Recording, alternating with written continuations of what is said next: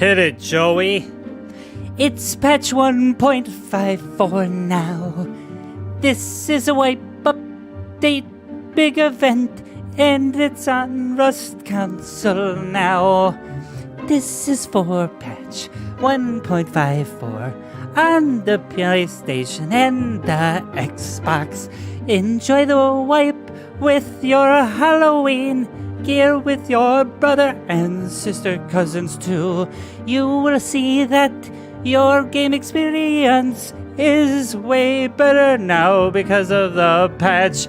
It's a great thing that we have it, and the game's fixed, and we love it. Go ahead and load it right up, because we're going to be a Chad. Ha yeah!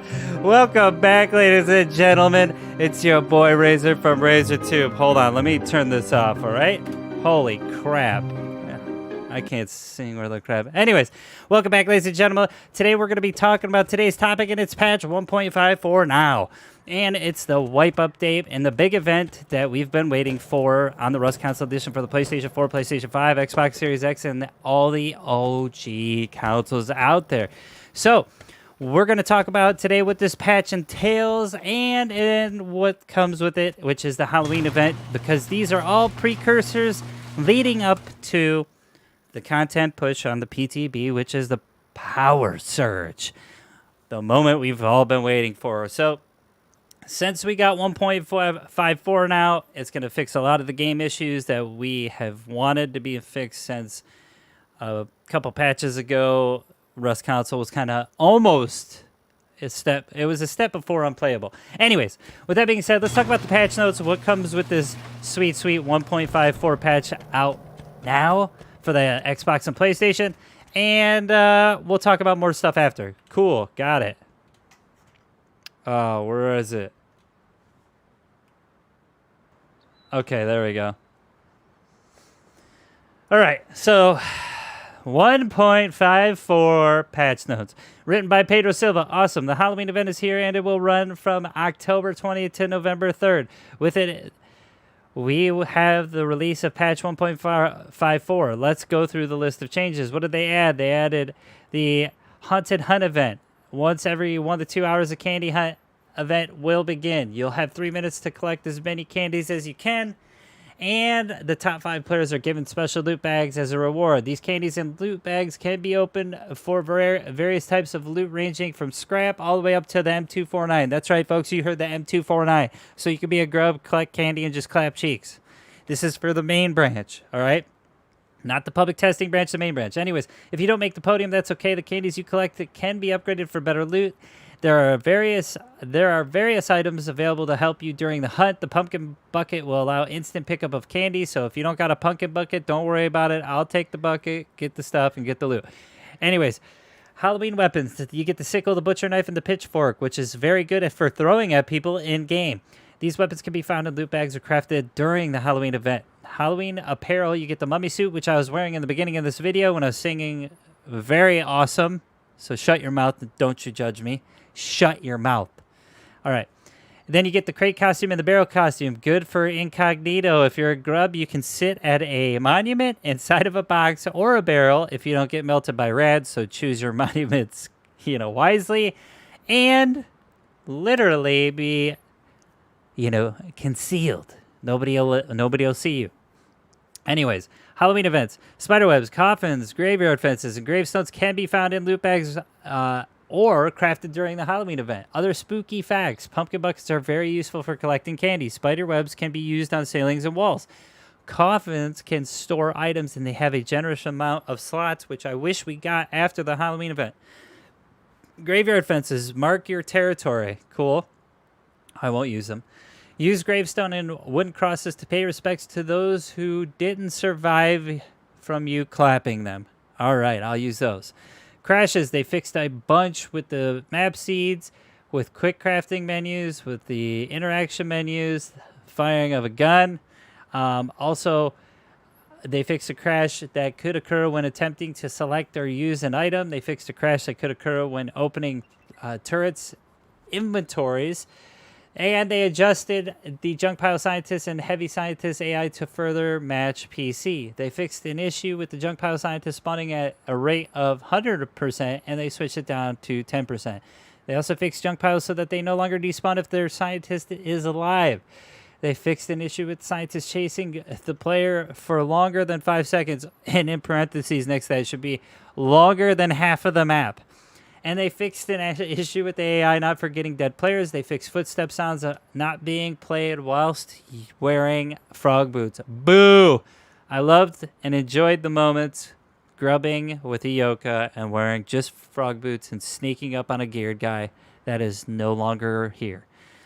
They also fixed an issue with an AI not forgetting dead players, and they fixed an exploit that allowed players to clip into foundations with chairs. They fixed an issue with small stashes being visible under the terrain if playing on a very low terrain quality setting. And they fixed the value of the cargo ship's horn, so woo-woo, you can hear it all the way around the map now.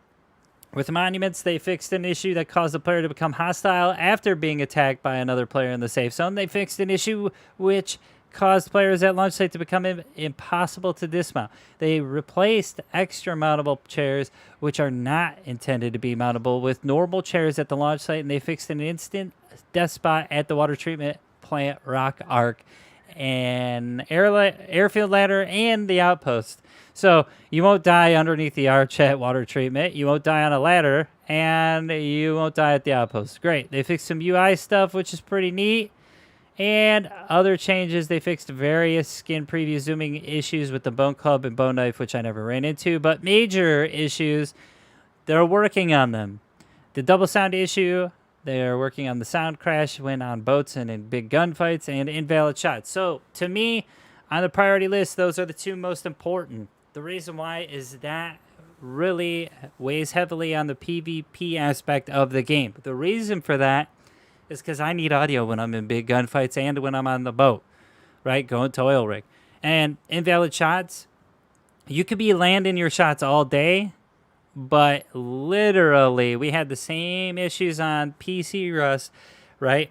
Where we would get invalids, but then we got the battle log, so we can actually see if we're hitting our shots or not, and then determine whether or not as a player if we want to stay on that server. Just saying, might be an idea in the future. We don't know, but we don't have console commands on Rust yet, so at least on the console side. But those are the two important things. Obviously, the man, Pedro Silva, wrote this. Good stuff. All right, so let's look at some of the things that are coming out, and literally, these are some of the best skins I've seen so far. So we get a, road sign armor kit, right, for the Halloween event. We also get it looks like a vampire metal kit, which is kind of cool. I like it. It looks kind of goofy in the mask, but I like the chest plate. And two of the most important skins coming up.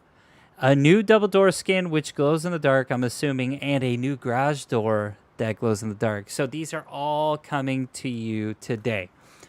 They're pretty awesome. The Halloween event is pretty cool, especially if you're just getting into Rust Council. We always have a ton of fun during the Halloween event, and we always see weird people walking around with their little trick-or-treat buckets in their mummy suits and all that crap when the event's going off. So pretty cool stuff. A lot of good things coming down the pipeline for this game, let me tell you.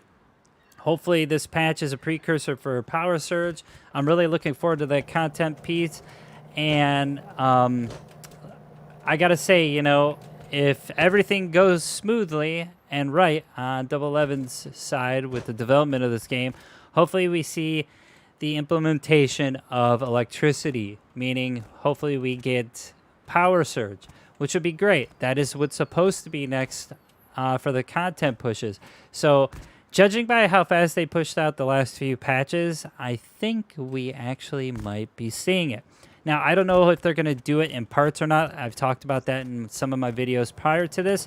So I'm hopeful now, and I'm anxious to see how they bring Power Surge into the game, especially with old gen consoles.